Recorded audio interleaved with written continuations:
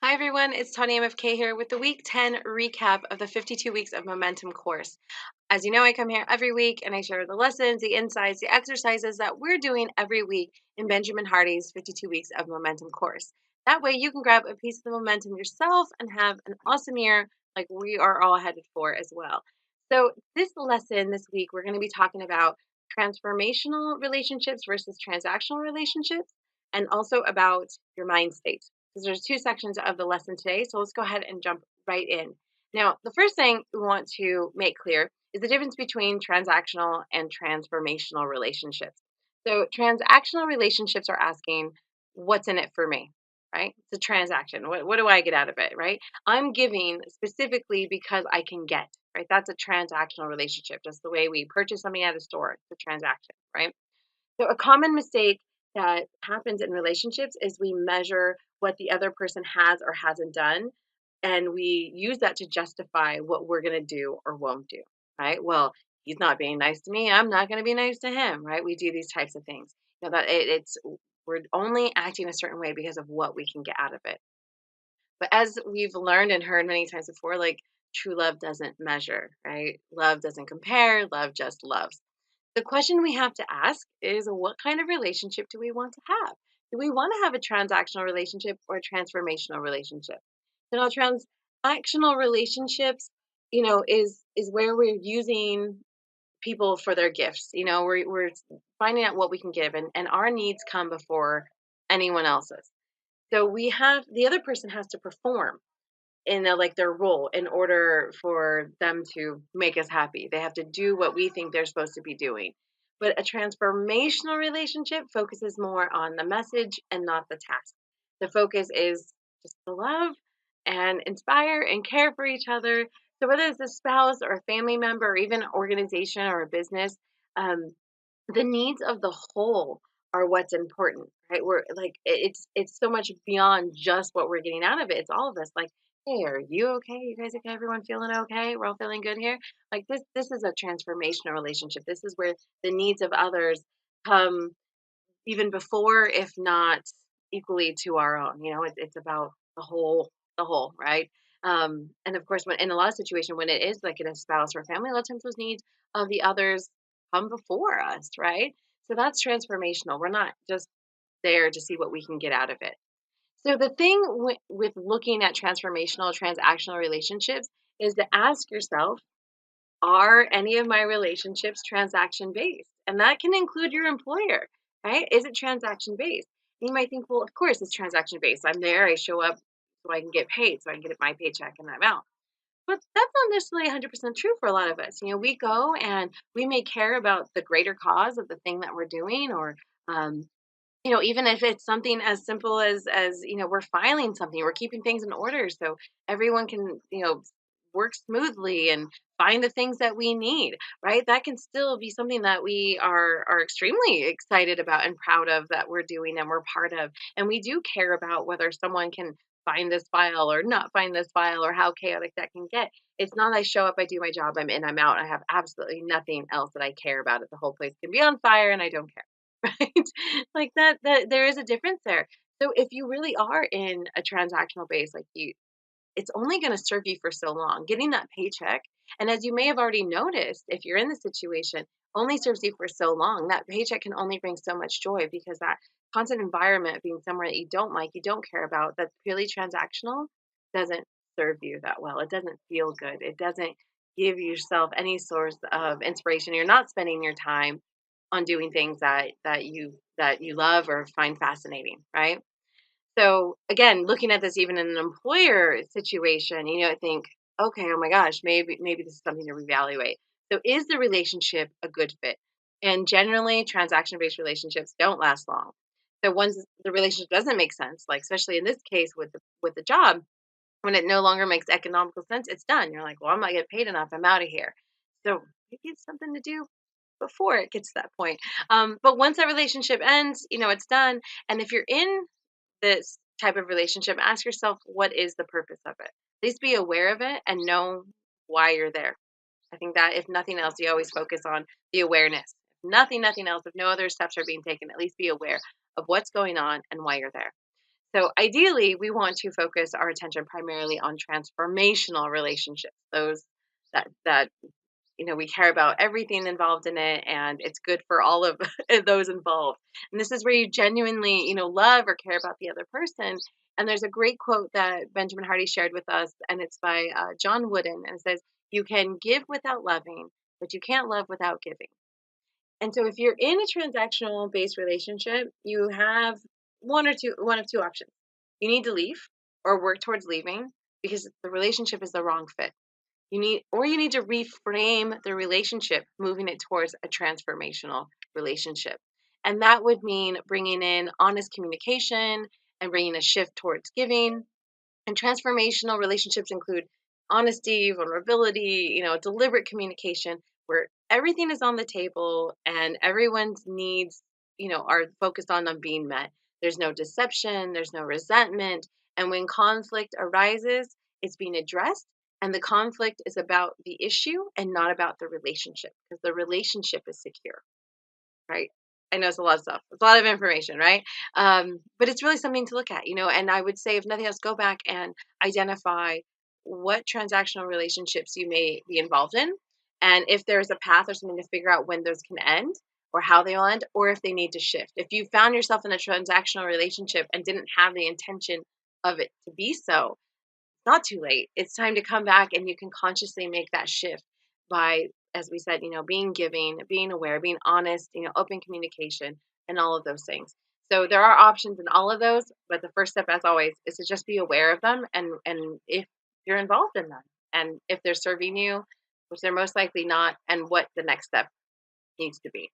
Right. So after we talked about that, the next section that we talked about was understanding what our regular state was. And I said, "What's your regular state?"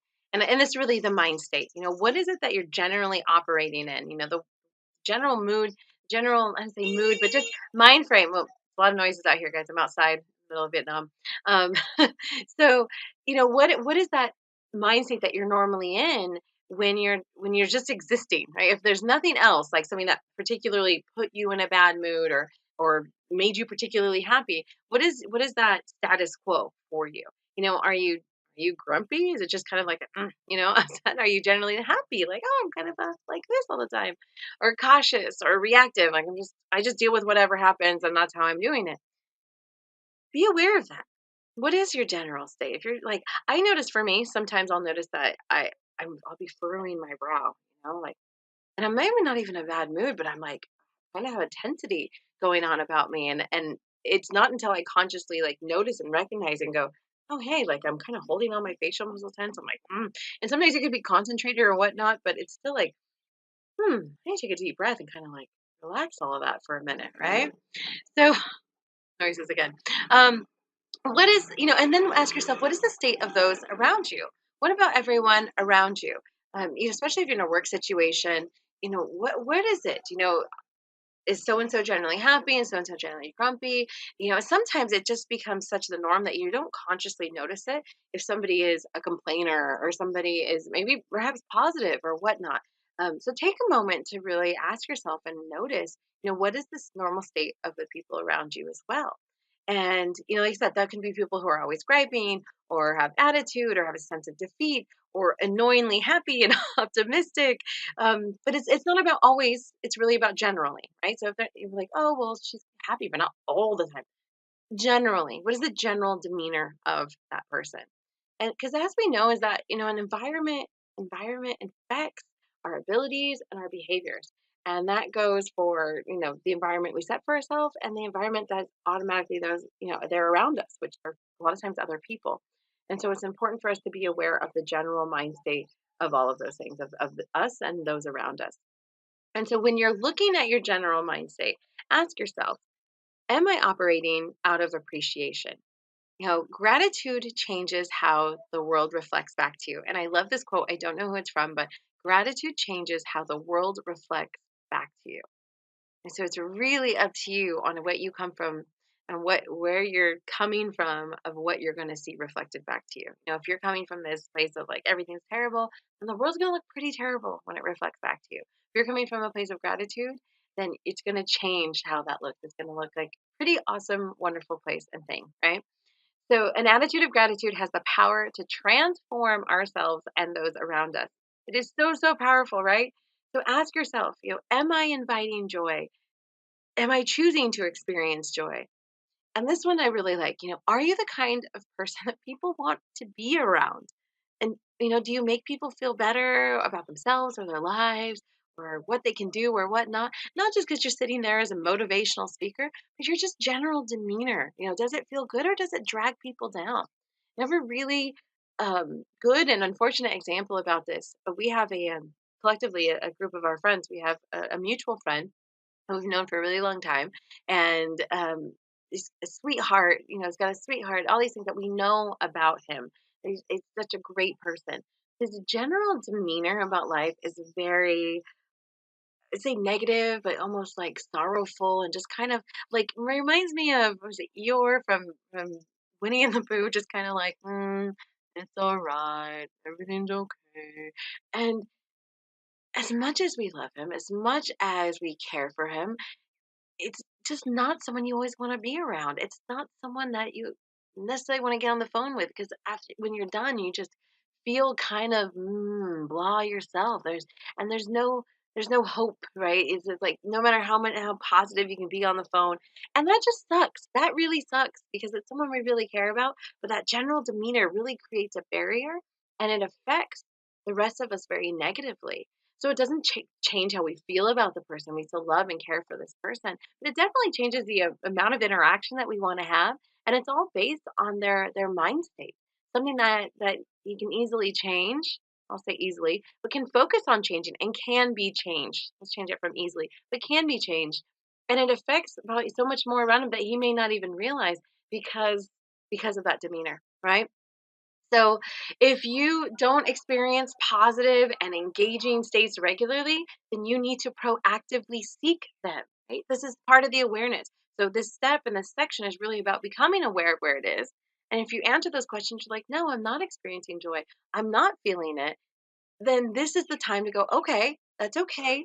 All right. At least I know that now. And now I know I need to actively seek something different, right? So you need to live intentionally and congruently. You need to affirm yourself living in those states. And you need to behave in ways that create a powerful and refreshing state for you. Because your inner world is a reflection of your choices and your environment.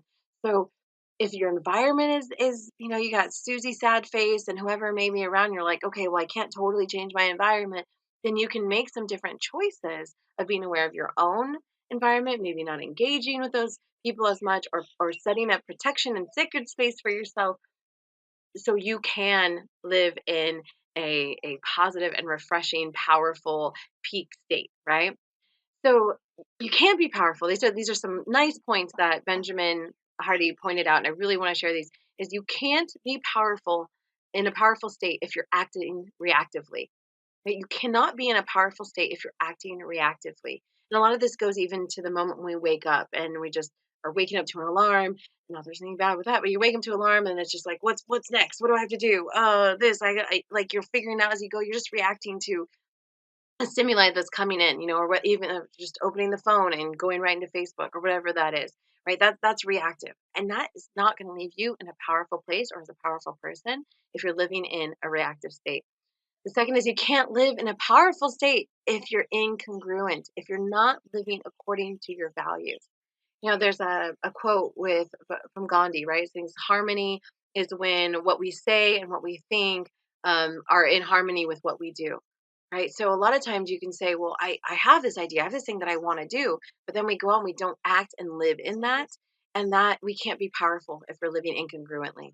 And you can't be in a powerful state if you're in transactional relationships, right? So these 3 points, you can't be in a power state if you're acting reactively, and if you're incongruent and you're not living to your core values, um, and if you're in transactional relationships, right? So those 3 things, think about that.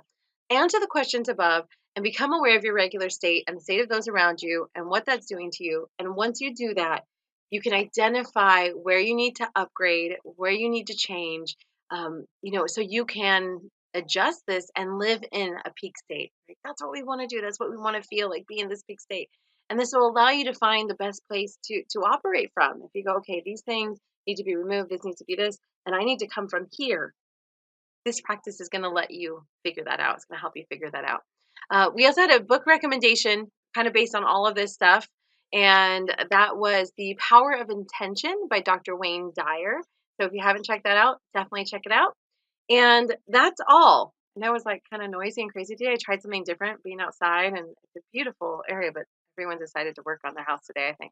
So, but thanks you guys for sticking around.